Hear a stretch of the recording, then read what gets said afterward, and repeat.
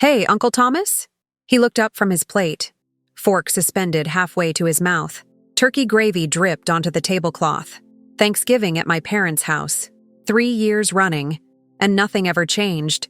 Same dry bird, same awkward silences, same feeling that I was somehow intruding on my own family. I never properly thanked you, I said, for the graduation gift. Thomas set his fork down. Which one, kiddo? The laptop. The Dell? I still use it every day. Had to replace the battery last year, but it's a tank. Got me through my first job. All my freelance work. I don't know what I would have done without it. The table went quiet. Not the comfortable quiet of people chewing. The other kind. The kind that drops like a stone into still water and sends ripples you can feel in your chest. Thomas was staring at me. Not smiling. Not nodding. Just staring. His bushy eyebrows pulling together like two caterpillars meeting in the middle. Madison? He said slowly. I didn't send you a laptop. Sure you did. Senior year. It came in the mail, had your return address. I sent money. He turned to look at my mother, Sharon, who was suddenly very interested in the napkin on her lap. I sent $30,000. For a car. A new car, so you wouldn't have to take the bus to that internship downtown. $30,000. I heard the words. They entered my ears, traveled to my brain, and then just sat there, refusing to compute, like a math equation missing a variable. I'm sorry, what? 30,000. Thomas said it again, slower, as if I might not have heard. I transferred it directly to your father's account. We talked about it, Frank. Remember?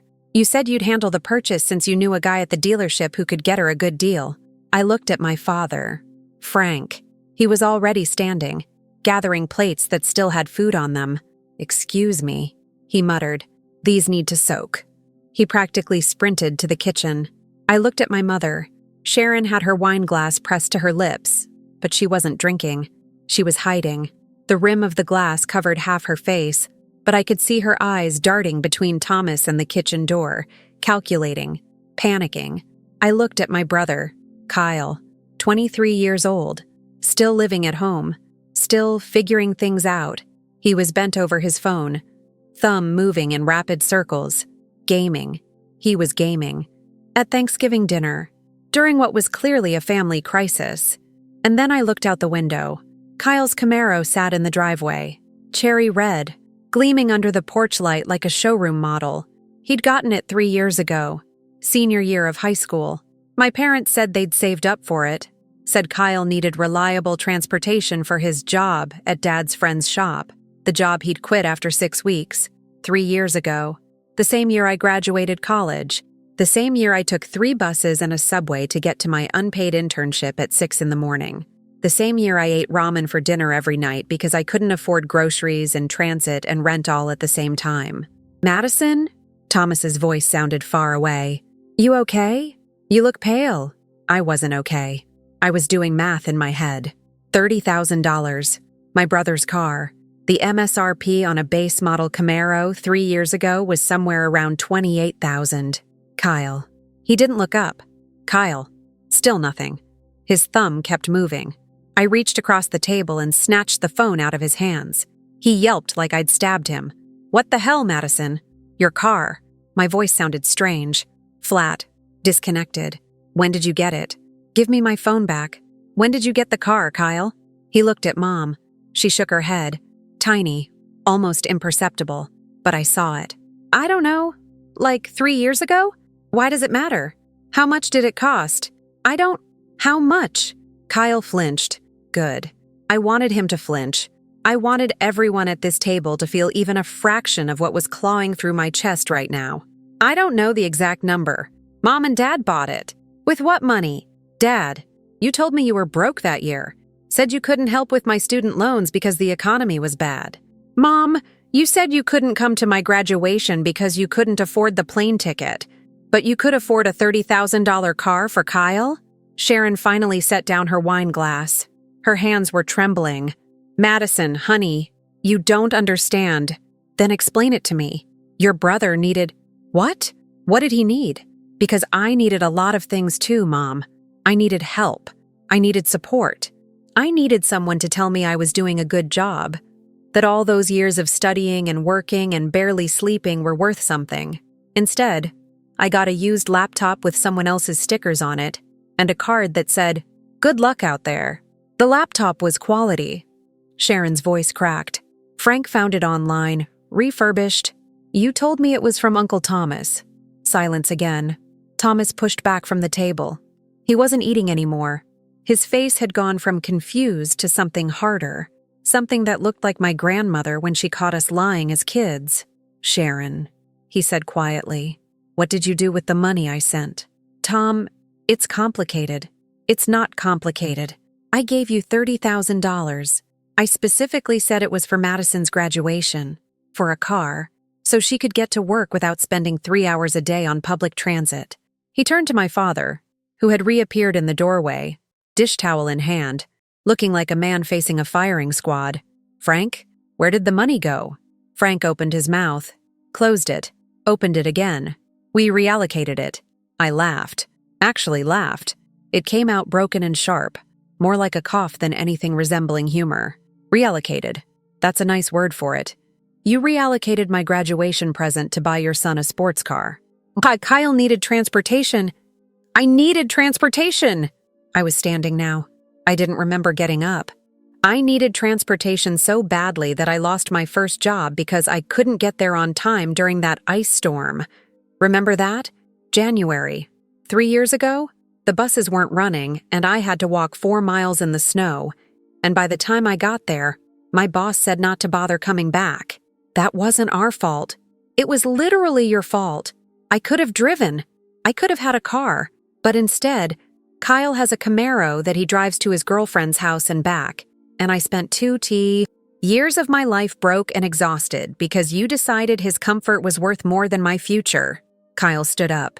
"Hey, don't blame me because Mom and Dad." "Sit down, Kyle. You can't tell me what to." I said, "Sit down." He sat. Thomas walked around the table. He stopped in front of Sharon, towering over her. My uncle was a big man. Construction worker hands, shoulders like a linebacker. My mother looked small and fragile in comparison, but I didn't feel sorry for her, not even a little.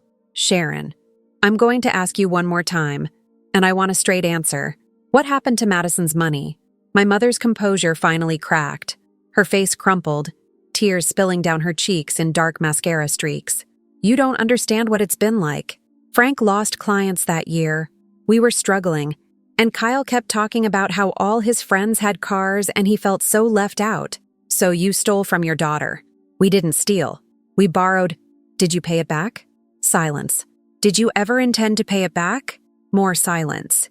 "Did Madison even know you borrowed it?" Sharon's crying got louder. She grabbed a napkin and pressed it to her face, shoulders shaking. It should have made me feel something. This was my mother, the woman who raised me, who braided my hair for school, who sat with me when I had nightmares. But all I felt was cold. "I'm going to need that money back," I said. Everyone turned to look at me. "Madison," Frank started, $30,000, plus 3 years of interest. Let's call it 35 to keep the math simple. You have 30 days. Sharon laughed through her tears. "Honey, we don't have that kind of—" "Then sell the car." Kyle jumped up again. "You can't take my car." "It's not your car, Kyle. It never was. It was bought with money that was meant for me. Money that Uncle Thomas sent specifically for my graduation. Your name might be on the title, but that vehicle was purchased with stolen funds. That's not how it works." "Actually," Thomas said, pulling out his phone, "I have the original transfer confirmation.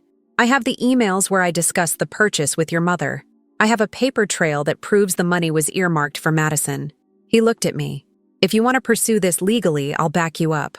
Hell, I'll pay for the lawyer." The room went very still.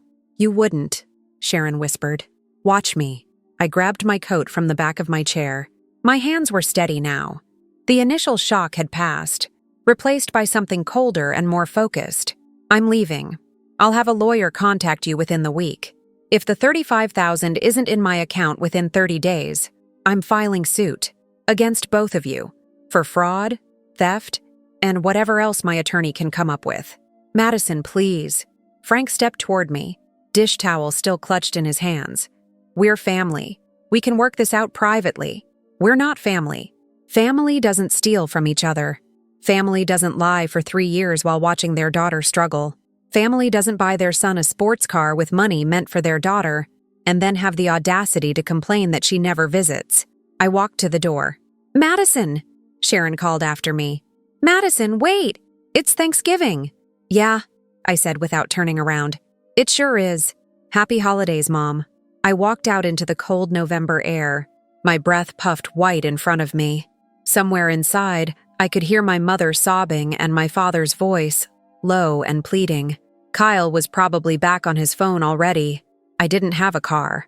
I'd taken the train here, 2 hours each way, because I still couldn't afford anything more than my ancient Honda Civic that broke down every other month. I called an Uber, waited on the sidewalk in front of the house I grew up in, watching my breath dissolve into the darkness. Thomas came out 5 minutes later. He stood next to me, hands in his pockets, staring at the same patch of sky. "I'm sorry, kiddo. I had no idea. I know. When I didn't see you driving a new car, I just assumed, I don't know, that you'd sold it or chosen something else. I should have asked. It's not your fault. Still." He pulled out his wallet and extracted a business card. "This is my lawyer, Diana Castellano. She's good. Tell her I sent you, and she'll give you the family rate." I took the card. The paper was thick, expensive. The name was embossed in gold. I meant what I said in there. "I'll testify, provide documentation, whatever you need."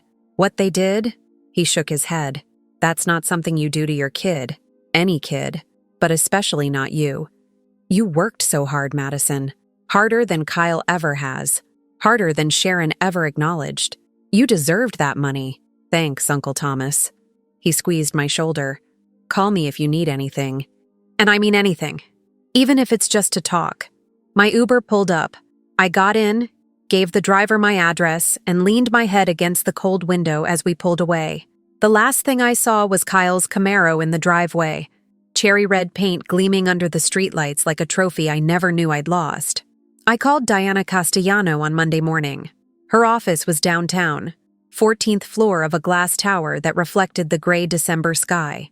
The waiting room had leather chairs and fresh flowers, and a receptionist who offered me sparkling water. It was the nicest place I'd been in months. Diana herself was a small woman with sharp eyes and graying hair pulled back in a severe bun. She listened without interrupting as I laid out the whole story: the graduation, the laptop, the dinner revelation, the car. When I finished, she tapped her pen against her legal pad. "Do you have documentation of the original transfer?" "My uncle does. He's willing to provide everything." "Good. What about evidence of how the money was actually spent?" "I don't have access to my parents' bank records, but the car purchase should be traceable. The Camaro is registered in my brother's name." "Even better. If we can prove the timeline, money in, car purchase out, we have a strong case for conversion of funds, possibly fraud, depending on what we can demonstrate about their intent." "What are my options?" Diana leaned back in her chair. "You could pursue civil litigation.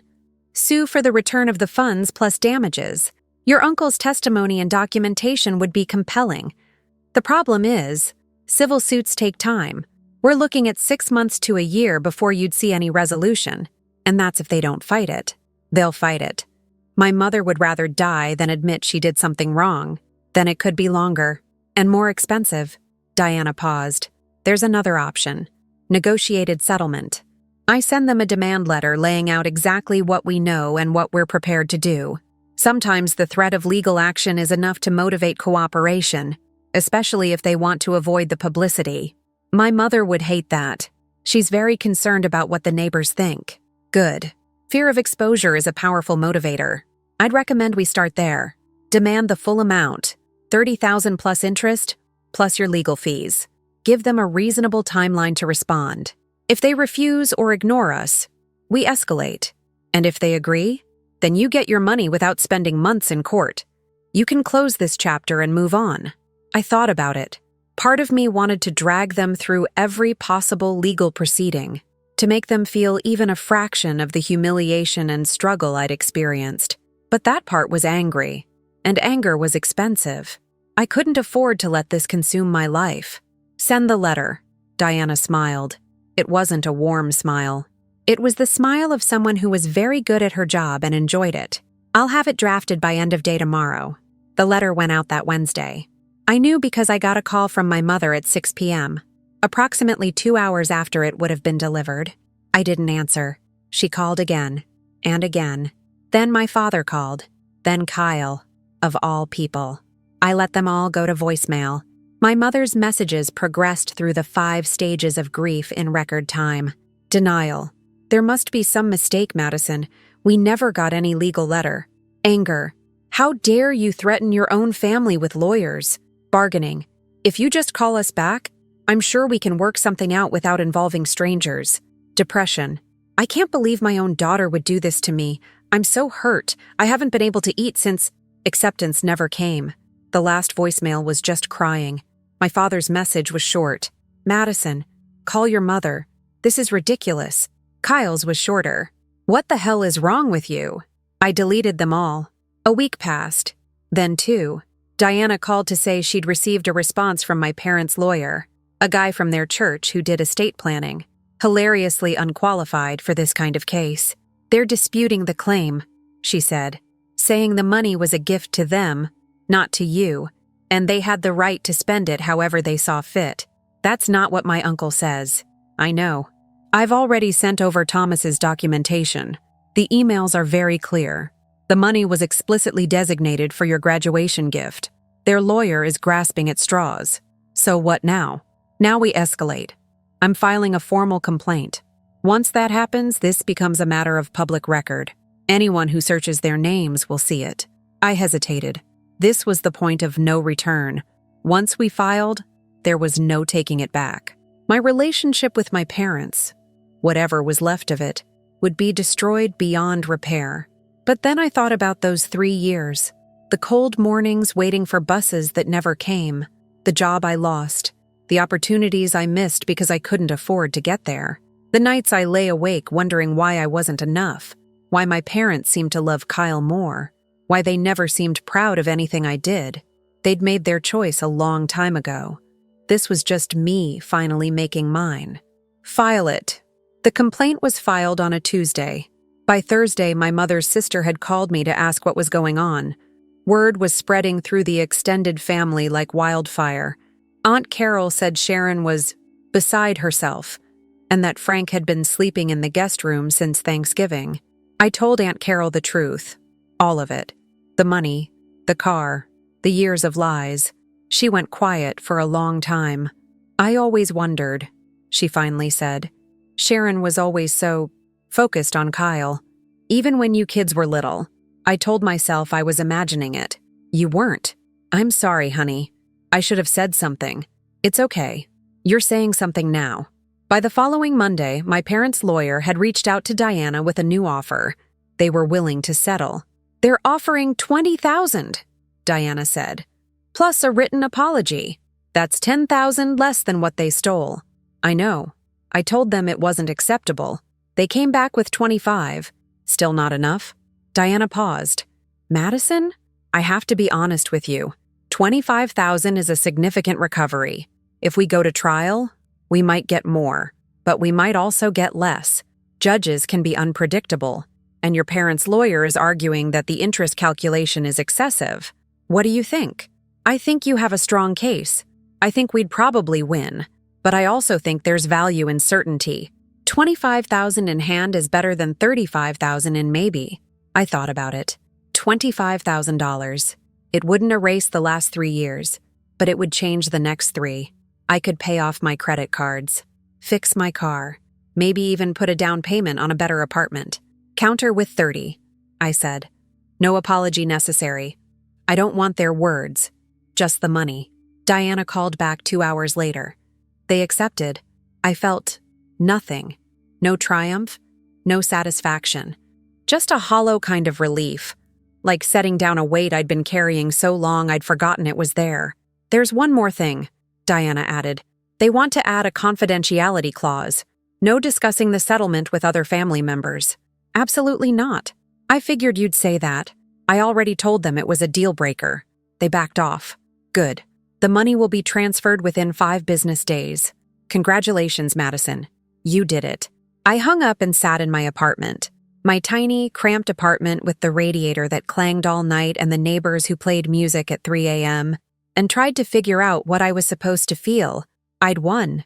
Technically. I'd gotten most of the money back. I'd exposed my parents' lies. I'd stood up for myself in a way I never had before. So why did I feel so empty? The money arrived on a Friday. I checked my bank account and saw the balance. Higher than it had ever been in my life. For a moment, I just stared at the number. Then I transferred half to my savings, paid off my credit card, and scheduled an appointment with a mechanic to finally fix my car's transmission. I didn't call my parents to thank them. They hadn't given me anything. They'd just returned what was already mine. Christmas came and went. I spent it with Uncle Thomas and his wife in Connecticut. They made too much food and gave me presents I didn't need and treated me like family. Actual family. The kind that shows up and pays attention and doesn't steal from you. My mother sent a card. I threw it away without opening it. In January, I got a text from Kyle. Just 3 words. Happy birthday, sis. I didn't respond. Some people might say I should forgive them. That family is family. That holding grudges only hurts yourself. That life is too short for anger. Those people have never watched their parents choose their sibling over them again and again and again. They've never sat on a cold bus at 5 a.m. wondering why they weren't enough. They've never opened a laptop with someone else's stickers on it and pretended to be grateful while their brother drove around in a $30,000 car that should have been theirs. Forgiveness is for people who ask for it. My parents never did.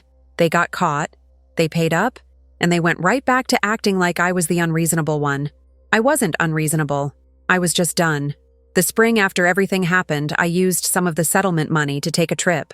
Nothing fancy, just a week in a cabin upstate, alone, with no phone service and no obligations. I hiked during the days and read by the fire at night. I slept 9 hours and woke up without an alarm. I cooked meals that took longer than 10 minutes and ate them slowly, actually tasting the food. On the last night, I sat on the porch and watched the sun set behind the mountains.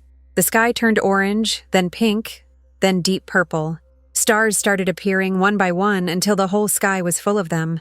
I thought about the person I'd been 3 years ago, the girl who took buses in the snow, who lost jobs and ate ramen, who never complained because she thought that's just what life was supposed to be like. The girl who would have accepted a used laptop and said thank you and meant it, because at least someone remembered her graduation at all. That girl was gone now. In her place was someone harder, someone who knew her worth and wasn't afraid to demand it, someone who understood that love wasn't just words, it was actions, choices, sacrifices. And her parents had shown her exactly where she ranked in their hierarchy of love. I didn't hate them. Hate required too much energy, and I had better things to do with my time. But I didn't forgive them either. I just moved on. A year after the settlement, I got promoted at work. My boss said I was the most reliable person on the team, that I never complained, that I always found a way to make things work. I didn't tell her that those qualities came from years of having no other choice. I bought a new car, not a Camaro, too flashy, too impractical, a sensible hybrid that got good gas mileage and had heated seats for the winter. I paid cash. The day I drove it off the lot, I took a picture and sent it to Uncle Thomas. Finally, I wrote, 3 years late, but I got there. He responded with a smiley face and 3 words, proud of you. That was all I needed. I never spoke to my parents again. It wasn't a dramatic decision. Not some final confrontation or official declaration. I just stopped calling, and they stopped trying. The silence grew between us like a wall, brick by brick, until I couldn't even remember what my mother's voice sounded like. Sometimes late at night, I wondered if they thought about me, if they regretted what they did, if they ever looked at Kyle's Camaro and felt even a twinge of guilt. Probably not. Some people aren't capable of that kind of self-reflection. Some people go their whole lives convinced they're the good guy in every story, even the ones where they're clearly not. My parents were those people, but I wasn't going to waste any more of my life waiting for them to change. I had my own story now, my own car, my own career, my own future, and none of it, not a single part, belonged to them anymore. Last Thanksgiving, Uncle Thomas asked if I wanted to come to his place for dinner. His wife was making her famous stuffing, and his kids would be there with the grandchildren. I said yes. It was loud and chaotic, and the turkey was slightly overcooked. Someone spilled wine on the tablecloth, and one of the kids had a meltdown over pie. It was messy and imperfect, and absolutely nothing like the quiet, tense dinners I remembered from my childhood. It was wonderful. After the meal, Thomas found me in the kitchen, helping his wife with the dishes. "You seem happy," he said. "I am. Good." He patted my shoulder. "You deserve it, Madison. You always did." I looked out the window at the driveway. No cherry red Camaro, just normal cars driven by normal people who loved each other in normal, uncomplicated ways. "Yeah," I said. "I think I finally believe that."